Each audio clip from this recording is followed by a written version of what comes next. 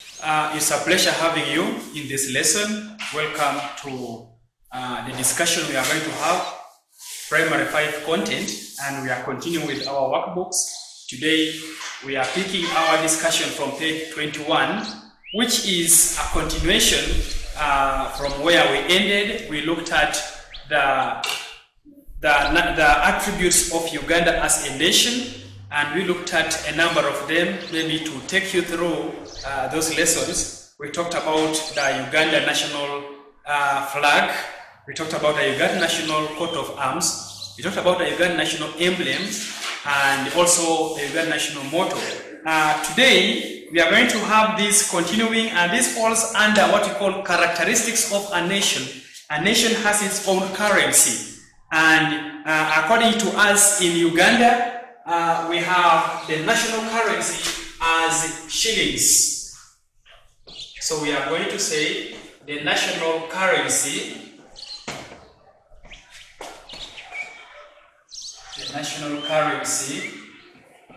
for Uganda is shillings. When we talk about the national currency, we are meaning the money. You will find that our money that we use in Uganda is in shillings. That's why you will find 1,000 shillings, 2,000 shillings. What we are having is, for example, I have my money here. So you will find that this is 2,000 shillings. Then you will find shillings written. Even if it's a coin, of course we need to note that the Ugandan currency comes in both paper and coins. This is what we call paper, and then we also have what we call coins. For example, I have my coin here. You will also be having yours. When you read that coin, you will see there, this is 500 shillings. That is the currency that we have in Uganda. So our money comes in both paper and in coin form. The coins range from, we have the coins. The coins range from, there is a 50 shilling coins, and then we have 100 shilling coin, we shall have 200 shilling coin, and then finally, no, not finally, we have 500, then lastly we have a coin which is for 1,000 shillings, in case you have never seen it. So this is, these are the coins. Then we have our money also in paper. We have it also in paper form, like I was telling you, we have it in the paper form. For example, we shall have, the paper form begins from 1,000 shillings, and then we shall have 2,000 shillings, as the one I was showing you. We shall have that paper money, which is 2,000 shillings. From 2,000 shillings, we shall move to that paper money that is 5,000 shillings. It's here. This is 5,000 shillings. So we shall have it here. And then from 5,000 shillings, our paper money moves to 10,000 shillings. You will find 10,000, this is 10,000 shillings. And you will find, as I have told you, 10,000 shillings. The word shillings is written there. So this is 10,000 shillings. And then from 10,000 shillings, we shall have our money, that is, we shall move to a 20,000 shilling note. This is how it looks like. This you will find it, you will still you are having the word. So I also want to challenge you, before you spend that money that you always get, first read through it. You will discover a lot of things on that money. So we are having a 20,000 shilling note, and then finally we shall have a 50,000 shilling note.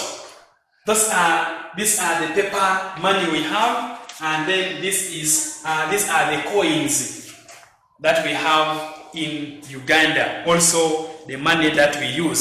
So that is about our currency.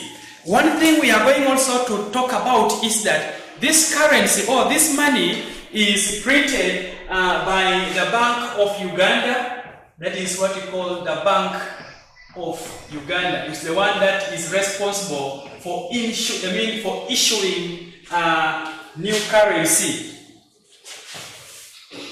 Bank of Uganda. This is what we sometimes write as BO, and then we put the W there, that big U. That is Bank of Uganda, which we also call the central bank. If you want to confirm, you will see on every money, you will find that statement, Bank of Uganda. Even when you get the other one of 5,000, 10,000, 20,000, whichever, you will still see here, Bank of Uganda, which means this is the bank which is responsible for issuing a new currency. Not only this bank, not only for the notes, but we also have this very Bank of Uganda put on coins. For example, when you look at your coin, you will find up there is a statement, Bank of Uganda. This is a coin of 500. I have another coin here for 100 shillings. You will still see Bank of Uganda written up there. Even if you get another coin, like I have here another coin that is for 200 shillings, you are still seeing Bank of Uganda, which means that is the one which is responsible for printing or issuing the new currency in Uganda. And I have said we can also call it the central bank. So we have also, apart from the central bank, of course we have other banks that help or that deal with money, that help people in our district in issuing loans to people, giving jobs to people, keeping people's money, all that. But when we talk about the central bank or the Bank of Uganda, its main duties are issuing new currencies and then regulating other commercial banks. Those are the ones we learned in primary 3P4, like Stanbic Bank, Bank of Africa, Bank of Baroda, DFCU, Centenary Bank. All those ones fall under what we call commercial banks. They are regulated by the Bank of Uganda. The Bank of Uganda is also responsible for controlling the money in circulation, which means controlling the money which is outside, which is moving in the people. That is also another role that the central bank performs or plays as the national bank for Uganda. And then from that we shall move to another characteristic. We have the national capital city that we say on page 21 still. The capital city for Uganda is called Kampala City. Remember, it was at first in Entebbe during colonial period. That is, by the time the colonialists were in Uganda, we say the capital was transferred from England, from London to Entebbe, and that is now what made the title for the administrators in Uganda to change from a commissioner to a governor. I hope you remember that when we talked about in our second term. So that is about the capital city, and we'll find that the capital city has got what we call the administration for the country. It has the headquarters for the country, and that is where we have the office of the president situated. So that is what we can have on that page 21. We are now going to page 22, which gives us the heading as democracy. That is democracy.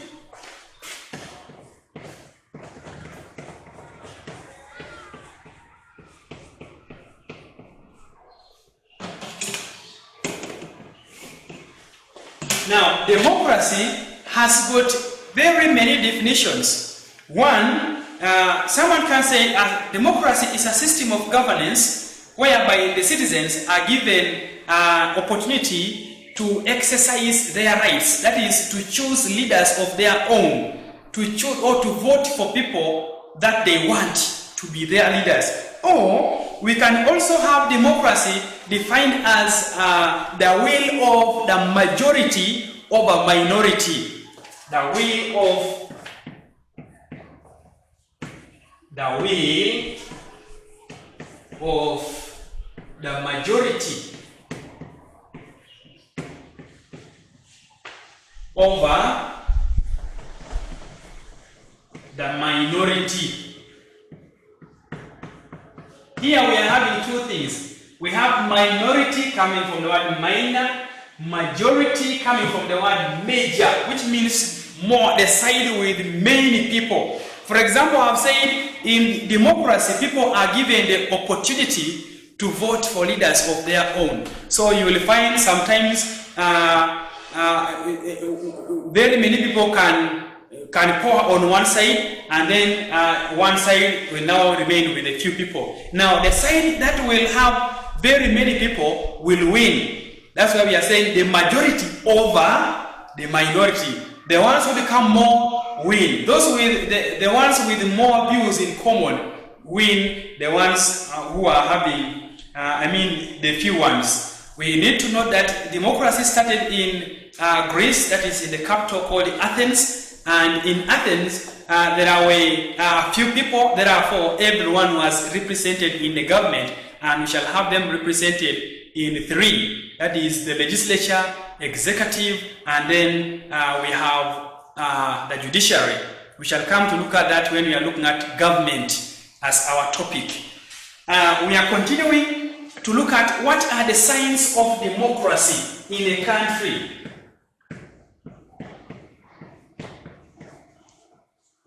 What are the signs of democracy in a country? Like in Uganda, what shows that Uganda is a democratic country or Uganda has democracy? Now, if we are saying this is where people are given the opportunity to exercise their rights, which means in Uganda we have people having freedom of speech. Freedom of speech in a country shows that there is democracy. People can express their views. People can air out their feelings. What is hurting them, people can bring them out. So there is freedom of speech. Two, we have freedom of movement. Freedom of movement, which means someone can move freely within a country as long as you have you don't have bad intentions. As long as you don't have that bad motive, you're not planning to harm other people. You're not planning to cause danger to them. You can move anywhere in the country. You can move from Kampala to Gulu, Gulu to Karamoja, Karamoja to Kabale, Kabale to Kisoro, to Stumbare, to Soroti, to Kampala. Anywhere we move freely, which means there is freedom of movement. No one will ask you, where are you going? No, you will just, as long as you are moving well. If you're on the road, you are driving, you're not speeding, you're okay. But of course, if you go against the traffic rules, they will now arrest you for going against the rules, but not for moving. That is what we need to note. And what we also need to note is that we should be moving at the right time. Don't move during night hours. Of course, people will now mistake you to be someone who is having some evil plans for the country. So you need to move when everyone is seeing. There you will be allowed to move. You will have the freedom to reach anywhere you want. Next is, we have in a country what we call freedom of worship. Freedom of worship means worship we are looking at now, praying. You will find that in Uganda, people choose, one chooses where he belongs. One can decide to be an Anglican, one can decide to be a Catholic, one can decide to be a Muslim. No one has the right to come and say, you, stop being a Muslim, you, stop being an Anglican, come and become a Catholic, go and do this and that. No, there is that freedom. One can be, can worship the religion he or she wants. That is peace. That one means there is democracy. People exercise their rights. Then we have what we call freedom of association. Freedom of association, which means people are able to associate with others without being interfered with. You can have any groups or any other parties that you want to be part with, maybe you want to part with them. I mean, you want to be part of them. So you'll find all that becomes freedom of you associating with those people. You join them and you become part of them. That is freedom of association. Then we have also what we call freedom of press. Freedom of press. We are now meaning information. Freedom of press, meaning everyone in a country has the right to access any kind of news, any kind of information. There is nothing like so and so should not hear about this. So and so, maybe this information is for only people who are of this level. The other ones, no. The information is disseminated. It is sent through the various means, through the various platforms or communication channels, and everyone in the country is able to access them. And then we have also on our page, we have constitutional rule, and then there is promotion of human rights. Human rights are being observed. They are not they are not violated. Like people are being killed, whatever. No, that one is, at least if it happens once in a while, there is serious investigation that will be followed, and such people who try to do that will be apprehended. So that is what we mean by having freedom of human rights being observed. We are going to look at how democracy is practiced in Uganda.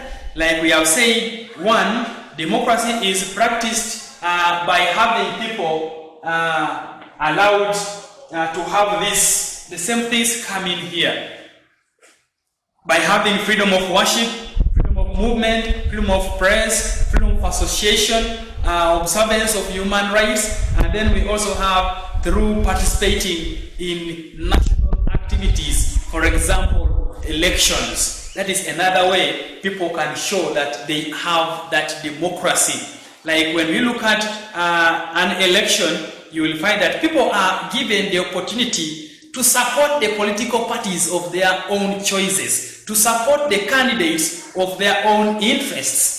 No one says for you, you must go and support so and so. For you, leave the other political party, come to this. No. That is now intimidation. In case such happens, that person is supposed to be arrested because that person is violating the rights of the citizens in the country. That person is violating what you're supposed to enjoy. So that is what we call participating in national elections. You are supposed to participate, that is when you are of age. Remember, for us in Uganda, for one to participate in national elections, we have the person reaching 18 years first, 18 years and above. That is when a person is expected to do that. And when one reaches 18 years, does not mean that when you just clock 18 years, you now walk to the polling station to vote. No, you have to reach that age, then you register with the Electoral Commission. That's when you will be issued with that voter's identity card that will enable you to go to the polling station and you identify yourself to the people there who are having the ballot papers. Then they will give you, and you will now cast your ballot. You will now vote for the person that you want. So that is what happens during elections. We are going to look at the importance of democracy. How is democracy important in a country like Uganda? One, we have already talked about promoting human rights, which means there is now a country is ruled with or under the constitution. That's what we call a constitutional rule, which means there is protection of people. There is peace in the country. Human rights are being preserved. The people are not, their rights are not violated. So one, we are saying it promotes a peaceful transition of power, that is in leadership. Then the second one says it promotes unity among the people. Remember, as people now stay together, no one is allowed to kill the other, no one is allowed to murder, no one is allowed to abuse, whatever. So you will find that people now stay together in an area, thereby promoting peace and unity. Next, we have promoting human rights, as I've already talked about, and then it promotes, I've already talked about security as well. However, we have some challenges that hinder democracy, things that affect democracy. For example, we have corruption here, we are having dictatorship, and then we have vote rigging during elections, together with the ignorance of the citizens about their country, that is about their, or what they are supposed to be enjoying. Page 24 gives us the processes or the stages which are taken or which are undertaken during an election. Of course, we said an election, that is now voting, is a way of people showing the power they have, showing the right they have to choose the leaders of their own, which means it is another way of people exercising their democracy. Now, what do we mean by an election? We are saying an election is a democratic way of choosing a leader. An election is a democratic way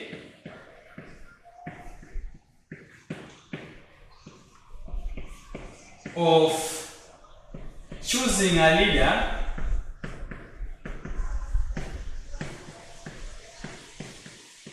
and this one is supposed to be by voting. That is what makes it democratic. Democratic meaning everyone is given that opportunity to take part, to select or to choose the leader he or she wants. So that is how we define an election, a democratic way of choosing a leader by voting, which means we are going to have voting or a voting exercise taking place. And remember, this happens at a polling station. Now, we have a lot of things that we are going to understand here in line with voting. One, we have what we call the electoral college, that we are saying is a group of people chosen to represent others in an election. Number two, we are going to look at what we call a polling station. Of course, a polling station is a place where the elections are conducted, where election is taking place. And then we have also what we call a polling day. Polling day. A polling day is now that day when elections are to be held.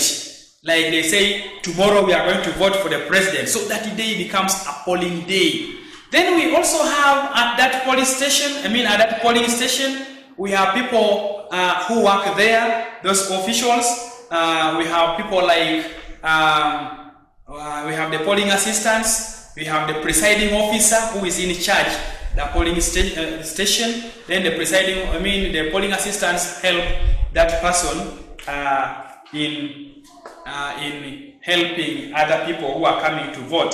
And then of course we have what we call the electorate. Those are now the people who vote, people who are eligible to vote. Then remember, we also have what we call the voters register. The voters register is the book which contains the list of people who are to vote in that area, together with their photos.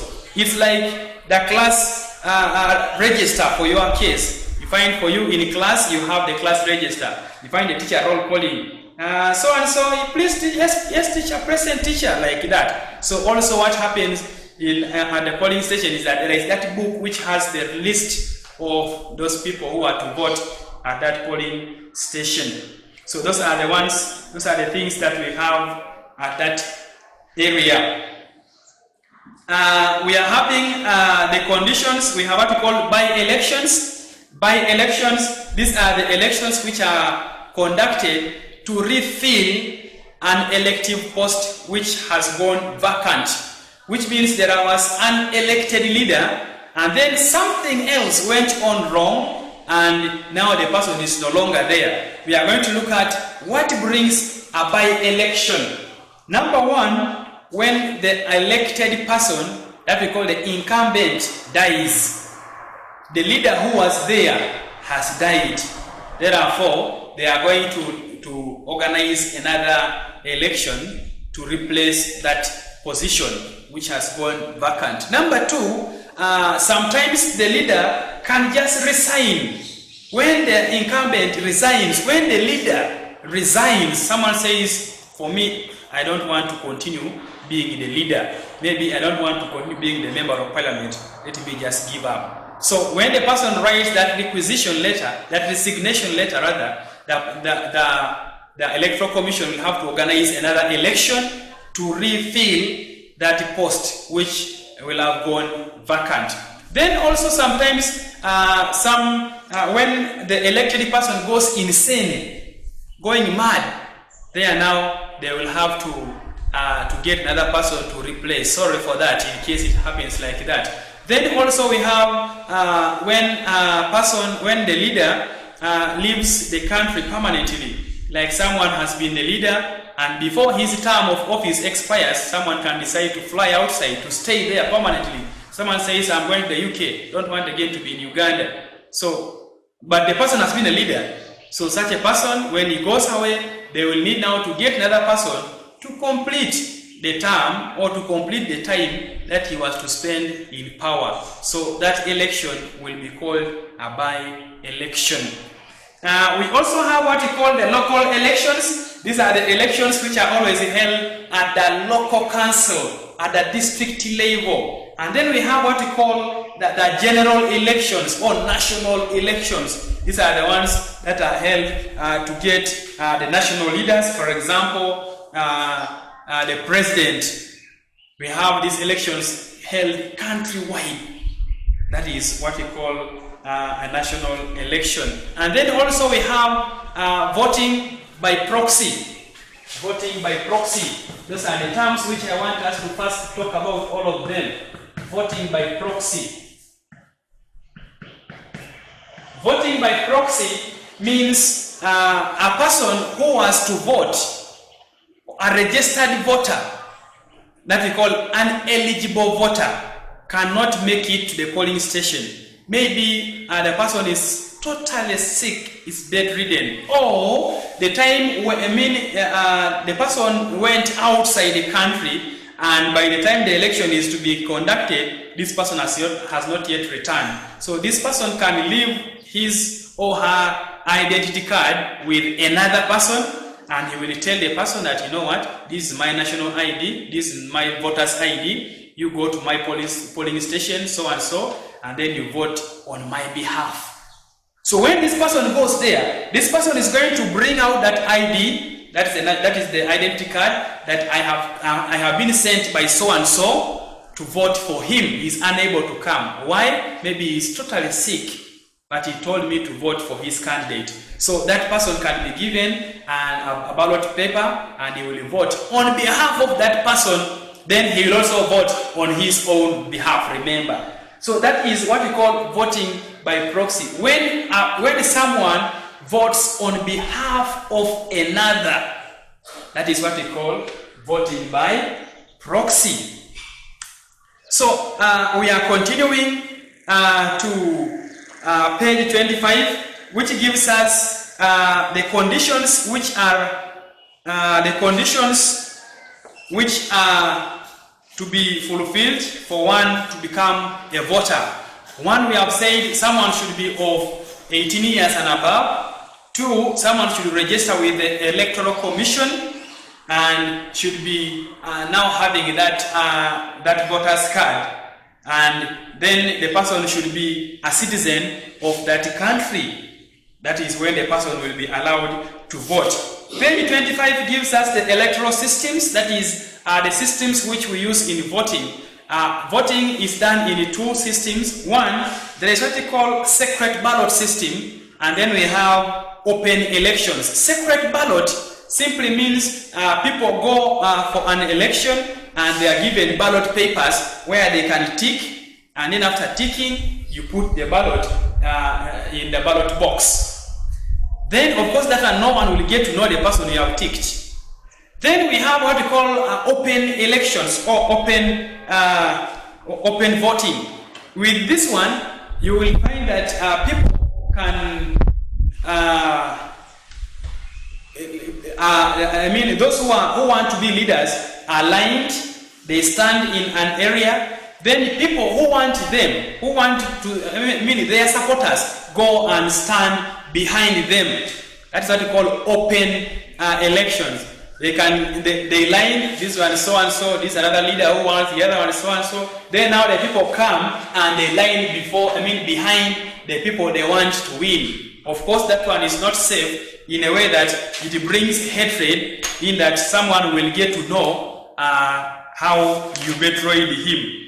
That is very bad. That's why we have those advantages and disadvantages on page 26. If not lining behind them, these people can also be asked to raise their hands. Like, you must have done this in class. Like, the teacher will ask you, let's vote for the class captain. How many people want maybe Mike? Mike, how many people want Mike? They raise their hand. That one is what you call an open election. The teacher counts 1, 2, 3, 4. How many people want Johnson to be the captain? Those ones also raise their hands. That's what we call an open election. Everyone is seeing. We are having the advantages. One, we have the advantages of secret ballot system. We are saying it is a voter is free to vote the person of his or her choice. No one interferes, and it promotes friendship. Even if I did not vote for you, I will come and tell you I voted for you, and therefore we shall still be friends. But if it is on the other system whereby everyone saw that you went and you lined behind another person, there now everyone gets to know that so and so has been just deceiving you, but he did not give you the vote. So the other one brings hatred. The disadvantages: it is expensive to conduct. Number two, it promotes vote rigging. Of course, there is some rigging, theft of votes. That's what you can simply say. And then it does not favor the illiterate, those who don't know how to read and write. That's why sometimes those ones are also helped by giving them the ink that they will dip their thumbs, then they put on that person or against the person they want to win. So that one is a little disturbing for those who don't know how to read and write. The ones who know, they just give a tick. The ones who don't know, they put that thumbprint. We have the advantages of open elections. One, we are saying it saves time. People just go and line up and they finish up everything. It's cheap to conduct, no need of printing ballot paper. However, it has its disadvantages that we are saying. One, it promotes hatred because people will know who did not vote for them. And then also, it limits people's freedom. People will not be free to choose the person they want freely. And then some people can get influenced by others. When you go and you stand behind someone and you are alone, you will also be influenced and you leave the person, you go and you stand on behind another person who will be having very many people, of which it was not your decision to choose that person. But because of the situation, you found yourself attracted to the other side. That is what we mean by influencing that. We have the bad practices during an election. There are things which are not always good. We call them bad practices. One, we have what we call vote rigging, that is theft of votes, that's malpractice. We have fighting of supporters. Sometimes supporters begin quarreling, whatever, they end up fighting. There is bribery. You find some people giving some gifts to others at the polling station. You go and take so and so, I will give you some money. So that is what we call bribery, which is not allowed. Such things, if they are realized, such a person is supposed to be imprisoned. And then there is the torturing of the opponents, harassing them such that they are not given the freedom to reach their people, to talk to their people, thereby convincing them to vote for them. And then there is ballot stuffing. That is now what we call pre-ticking. Some people they first get some ballot papers, they tick a certain name, then they first put those ballot papers in the box. Then others now come and they now put theirs. So by the time it reaches counting, the other one who was pre-ticked or ticked before will be having a lot of ballot, votes, and he will win now. Remember, that is now cheating. We have qualifications for presidency, meaning for one to become a president, we have them on that page 26. We have one should be a registered voter, should be a citizen of Uganda, should be 18 years and above, and then should have a minimum qualification of education of at least senior 6. That is what the person is supposed to have. And then we have a member a member of parliament that is also should be having should be a citizen of Uganda, should be a registered voter, should be of 18 years and above, and should be having